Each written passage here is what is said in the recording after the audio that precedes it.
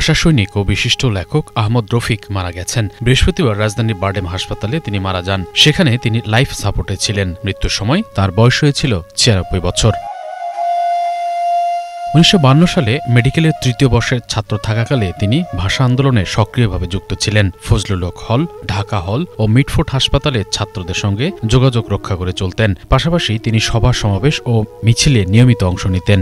১৯৫৪ সালে ঢাকা মেডিকেল কলেজের আন্দোলনকারী ছাত্রদের মধ্যে একমাত্র তার বিরুদ্ধেই গ্রেফতারি পরোয়ানা জারি করা হয়। ১৯৫৫ সালের শেষ দিকে তিনি প্রকাশ্যে আসেন এবং আবার পড়াশোনায় ফেরেন। এমবিবিএস ডিগ্রি অর্জন করলেও তিনি চিকিৎসা পেশায় যাননি। ভাষা আন্দোলন ও রবীন্দ্রনাথ ঠাকুরকে নিয়ে গভীর গবেষণা করেছেন আহমদ রফিক। কবিতা, প্রবন্ধ, গবেষণা, ভাষা আন্দোলনের ইতিহাস ইত্যাদি মিলিয়ে তিনি শতাধিক গ্রন্থ রচনা ও সম্পাদনা করেছেন। দুই বাংলায় তিনি অন্যতম রবীন্দ্র বিশেষজ্ঞ হিসেবে স্বীকৃত ছিলেন।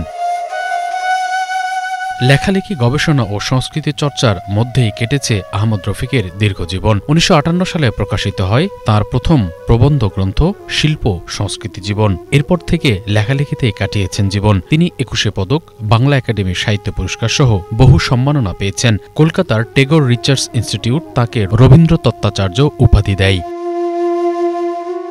২০১৯ সাল থেকে তার দৃষ্টিশক্তি কমে আসছিল। সে বছর চোখে অস্ত্রোপচার করা হলেও তেমন উন্নতি হয়নি। ২০২৩ সাল থেকে প্রায় পুরোপুরি দৃষ্টিহীন হয়ে পড়েন তিনি। ২০২৩ সালের ২১শে বইমেলায় তাঁর দুটি বই প্রকাশিত হয়। সময় প্রকাশন থেকে ভারত পাকিস্তান বাংলাদেশ কথা আর এই সময় পাবলিকেশনস থেকে প্রবন্ধ গ্রন্থ শিল্প সংস্কৃতির বৈশিষ্ট্য। তার প্রকাশিত কবিতা, নির্বাসিত নাটক, বাউল মাটিতে মন, রক্তের নিসর্গে স্বদেশ, বিপ্লব ফেরারি, তবু, পরন্ত রোদ্দুরে, শ্রেষ্ঠ কবিতা ইত্যাদি। প্রবন্ধ ও গবেষণা গ্রন্থের মধ্যে রয়েছে শিল্প সংস্কৃতি জীবন, নজরুল কাব্যে জীবন সাধনা, আরেক কালান্তর, বুদ্ধিজীবীর সংস্কৃতি, রবীন্দ্রনাথের রাষ্ট্রচিন্তা ও বাংলাদেশ।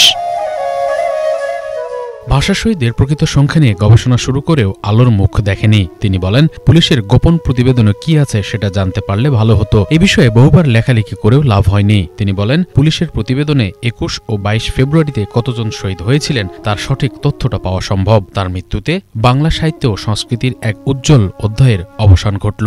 আমরা পরামর্শ করে ওনার সাথে আমরা সিদ্ধান্ত নিয়েছি যে আজকে এখানে গোসলের পরে ওনাকে মর্চুয়ারিতে রাখা হবে। শনিবার দিন বেলা ১১টায় সর্বসাধারণের শ্রদ্ধা নিবেদনের জন্য আমরা ওনাকে শহীদ মিনারে নিয়ে যাব। এটা আমাদের আপাতত এই মুহূর্তে আমরা এইটুকু সিদ্ধান্ত নিয়েছি। পরবর্তী বিষয়ে আর যা কিছু এবং উনি ওনার পরবর্তী যা কিছু ওনার ইচ্ছা অনুযায়ী আমরা সেভাবে সম্পাদন করি। উনি ওনার দেহ দান করে গেছেন বারডেম হাসপাতালকে আজকে থেকে প্রায় ১০-১২ বছর আগে। এটা হয়তো অনেকেই জেনে থাকবেন।